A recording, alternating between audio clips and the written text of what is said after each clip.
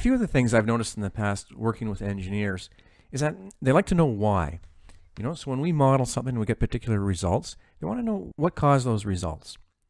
The other thing is, and this makes sense of course, they want the information that we input into the model to be accurate, right?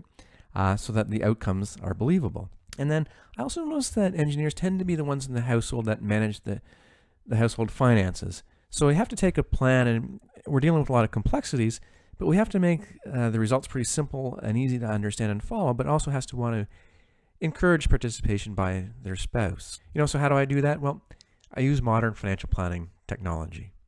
Now, for a plan to be accurate, we've really got to model the things you want to have and do today.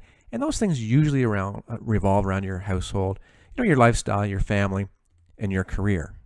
A typical plan sort of skips over those things and goes straight to how much money do you need in retirement? And we sort of ignore the things that are happening today. And we just say, in retirement, I'm going to need about $80,000 a year after tax. That's it. But when you think about that, if you're spending $80,000 here, are you really going to be spending $80,000 a year after tax when you're age 80? I mean, how much money do you think you have to save today just to have all this money up here that you're probably never ever going to spend anyway? So we go back to, what is it you want to have and do today? And we leave the money out of it for now because money sort of limits your thoughts. Now, once we've done all this, then of course, we do look at the money. And what we've created is a real life model that you can use for decision making. And it's not just a retirement plan. You're going to use this for when you're making decisions around your home, around your lifestyle, the things that you want to do, the vacations you want to take, the vehicles you want to purchase. But once we have done that, we want to come back and look at the money. Do you have non-registered accounts, tax-free savings accounts? What about your RSPs, your pensions? For some people, they have a corporation, so we can model that. We'll model your corporation and bring it into the personal plan. Some people will use a trust to help put their children through university. And then of course we can model everything. We can see the results in graph form, and everybody understands what a graph going up or down means. But we can also drill down and look at the details of everything.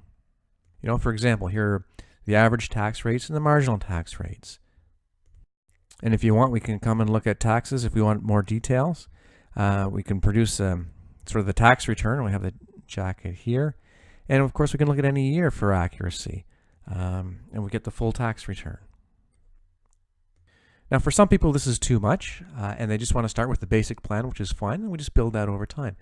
Actually, some engineers will come in and they'll bring their Excel spreadsheet that they've created, and they just want me to take that information and model that just for validation.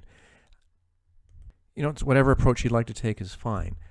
If you find that this type of process or software would be helpful to you, please just give us a shout and we'll get started. Thank you.